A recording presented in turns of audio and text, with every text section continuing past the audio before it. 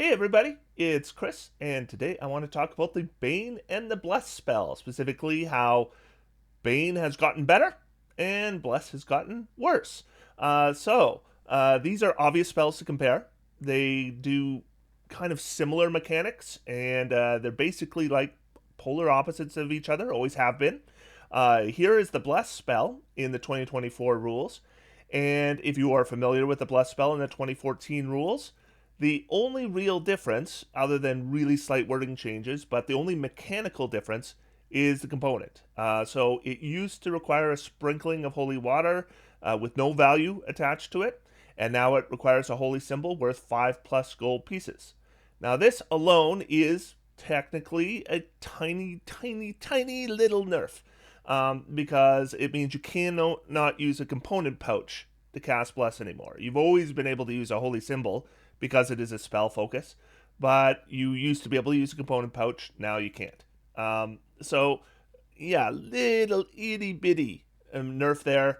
Not really what I want to talk about in this video. Otherwise, the main thing I want to mention is the effect is the same. You choose 3 creatures, and for the duration of the spell, and its concentration lasts up to a minute, they get a bonus to all their attack rolls of a d4, and all their saving throws also a d4. And if you upcast Bless any level above first level, you can select another ally to get this benefit. So let's look at Bane. Now, I should mention Bane is available to slightly different classes. Both are available to clerics, but bards and warlocks can get Bane, paladins can get Bless, but if we're talking about clerics, they can get both. And so it is worth looking at both spells and comparing them because, like I said, the mechanics are reminiscent of each other. So with Bane, instead of choosing 3 allies, you're choosing 3 enemies, and those 3 enemies take a d4 penalty to attack rolls and a d4 penalty to saving throws. And just like with Bless, if we cast it with a higher than first level spell slot, we can select an additional creature, and just like Bless, it lasts a minute, and just like Bless, it uses concentration. The reason why the general consensus is that Bless is better than Bane is because Bless always works. You select your 3 creatures, they get the benefit. There's no checks required. With Bane, the enemies that you select are going to get a saving throw. Charisma, which is not a bad ability score to target, nevertheless, if they make their saving throw, they're not affected by the Bane spell. So when comparing Bless and Bane, usually the consensus is that Bless is the better spell. I'm not even sure that has changed, but one thing I will mention is that mechanically, Bane is completely unchanged from 2014. Again, there are slight wording tweaks, but nothing that impacts mechanics at all. So why is Bane better, and why is Bless worse? Well, on initial reading, I didn't track that Bane was better, and I didn't track that Bless was worse.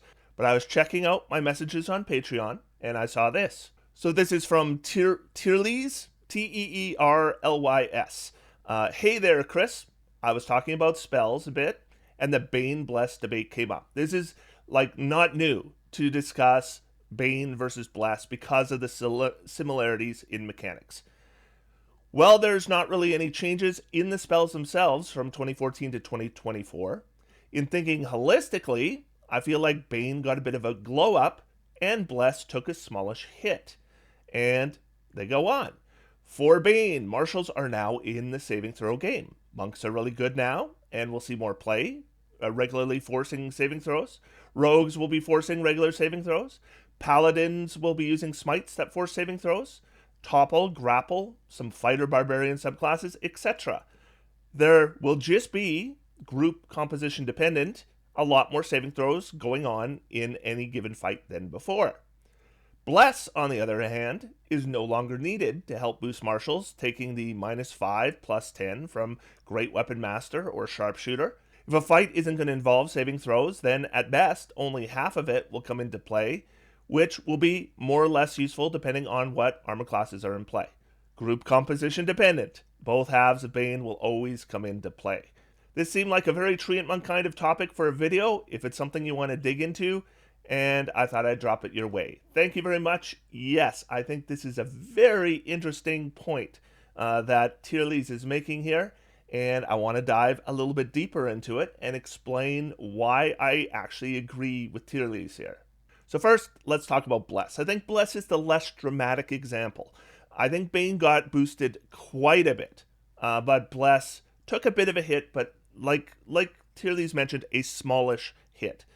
So starting off with the things Tierley's mentioned, they pointed out that there is no -5 to hit for +10 mechanics, and Bless was a good way to offset that -5 penalty, and that's true. And with those gone, yeah, Bless takes a little bit of a hit there. On the other hand, I was thinking a little bit deeper about these things, and I think when we still have high impact attacks that can really benefit from Bless, the one that really came to mind for me is if we're a barbarian and we're using Brutal Strike, we are technically taking a penalty to hit. It's not a -5, but we are giving up advantage, and that is somewhat similar to a -5, and Bless would help make that up. So although the -5 +10 is gone, I don't think that's the whole story in regards to attack rolls, but I do think, yeah, it's a little bit less powerful than before. But the other half of Bless is the bonus to saving throws. And do I think that PCs will be making fewer saving throws? Yes, I think PCs will be making fewer saving throws than before, which means less benefit from Bless. And let me demonstrate the example. So the Monster Manual, as I record this, is not out yet. I do not have an early access copy, but we have seen already a number of stat blocks released, and the design philosophy that we see in those stat blocks is clear. I mean, right from the player's handbook, we kind of saw what was coming. We have the Direwolf here, and on the top we have the 2014 version, and we can see the bite attack. It says, if the target is a creature, it must succeed on a DC 13 strength saving throw or be knocked prone. And then in the new version, we see the target takes damage, and the target has the prone condition if it is huge or smaller. No saving throw. Now, in certain cases, the PCs are actually going to benefit from this, because maybe your Moon Druid has wild shaped into a Direwolf. Well, they're going to get the automatic proning. But let's just be honest here. Stat blocks, more often than not, monster stat blocks are used against PCs, not for PCs. So this is going to impact player character saving throws far more than it's going to impact enemy saving throws. We see here skeletons, and we see the Warhorse skeleton has an automatic prone, the Minotaur skeleton has an automatic prone, but it's not just the prone condition. We had a number of monster reveals on some YouTube channels here in the last couple days, and D4 Deep Dive released a preview of the Empyrean, the updated Empyrean. On the right is the 2014 version, on the left is the 2024 version. And we see on the right that if you are hit with a maul, it says, if the target is a creature, must succeed on a DC 15 Constitution saving throw or be stunned until the end of the Empyrean's next turn. And on the left, Sacred Weapon does the damage, and the target has a stun condition until the start of the Empyrean's next turn. The target can choose not to be stunned, in which case it takes an extra 21 force damage. And at the levels I'd likely fight an Empyrean, I might do that. But nevertheless, we see the saving throw has been removed. So Bless isn't helping us here. So I do think Bless has some reduced value in 2024. I want to be careful here to make it clear that I still think this is a really good spell. I am absolutely still recommending it for taking it. But if we're comparing it to Bane, we have to account that it's probably a little bit less powerful than it was before. But I do think that Bane got the bigger change. Now, Bane still provides the saving throw to the enemies to avoid it altogether. So let's start with that. There's still a saving throw for Bane. There is not for Bless. But here's reasons why I think Bane is better than it used to be, at least. Now, this was pointed out in the message to me. Topple Mastery. And Topple Mastery is big, because if you do have weapon users in your party, they're likely having extra attack by level 5, and this means there could be many saving throws for enemies. Maybe multiple saving throws every turn that these kinds of characters attack. With a fighter, I mean, it's possible to have all kinds of topple attacks. So that alone is going to account for a lot more enemy saves than we've had before. It also mentioned was grappling and shoving are now saving throws, and that is absolutely true. These used to be um, opposed ability checks, which neither Bless nor Bane would affect, but now Bane will affect enemy saving throws versus grappler shove. I mean, Bless will technically affect PC attempts to grapple or shove, but those are far less common. Grappling and shoving is usually something that PCs do, and Bane is going to help with those as well. And if we think about something like the Monk, where we can now replace unarmed strikes with grapples or shoves, and we can use our dexterity, we might see a lot more grappling and shoving, especially if you have a Monk in the party. But Tierley's also pointed out there's a lot more abilities that are going to require saving throws, particularly with the martial classes, or they've been improved to the point where we might actually use them. And this is true too. I was just kind of looking through the various options. And I mean, barbarians, where we have intimidating presence, we have branches of the tree. I mean, World Tree Barbarian might be doing that every single round. With a paladin, we have Abjure Foes. This is every single paladin. And as mentioned, we have smite spells that might require saving throws. We did before too, but the smite spells weren't good. Everybody used, if they were going to smite, they used Divine Smite. But now, Divine Smite is worse, and all the other smite spells are better. Now, not all those other smite spells require saving throws, but a lot do. I mean, even if we're just looking at first level smite spells, we have Thunderous Smite, Searing Smite, Wrathful Smite. They all provide saving throws. And because these smite spells are so much better and Divine Smite is worse, I expect to see them in play far more often. We're going to see more Thunderous Smites and Searing Smites and Wrathful Smites than we ever have before. And they're going to be impacted by the Bane spell. And as Tierley's mentioned, rogues have Cunning Strike. This has Poison, Trip, Daze, Knockout, and Obscure, all of them providing saving throws. Rogues didn't used to do saving throws.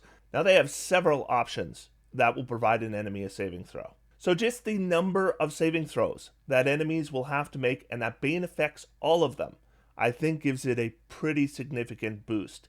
But I also want to talk about the penalty to enemy attacks, because, and I already talked about this, but if we look at monster stat blocks like the Empyrean, it used to be that the Empyrean attacked you with Sacred Weapon, and a reduction to hit would definitely be helpful. But if you were hit anyways, then a bonus to saving throws would be helpful.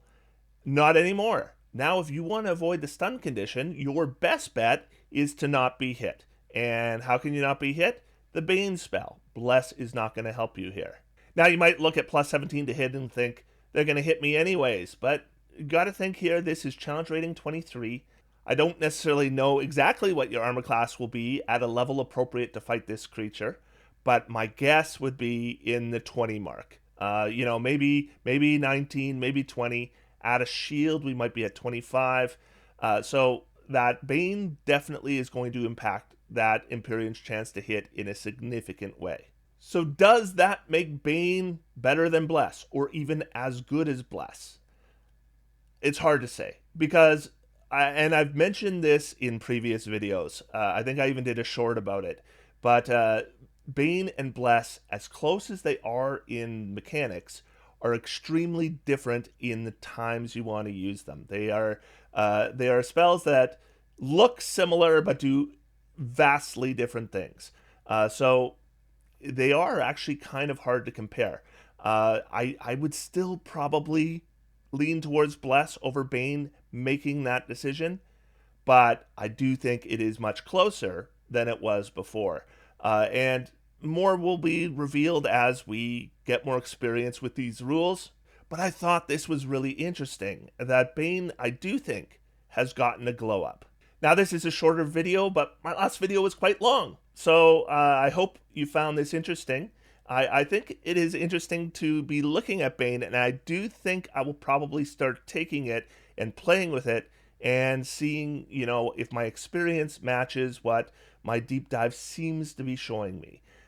So if you find this interesting, maybe you should try Bane as well, and let me know your experiences with it. Otherwise, until next time, I'm sitting back, relaxing and having some fun. D&D is for everyone. Thanks, everybody. Talk to you soon.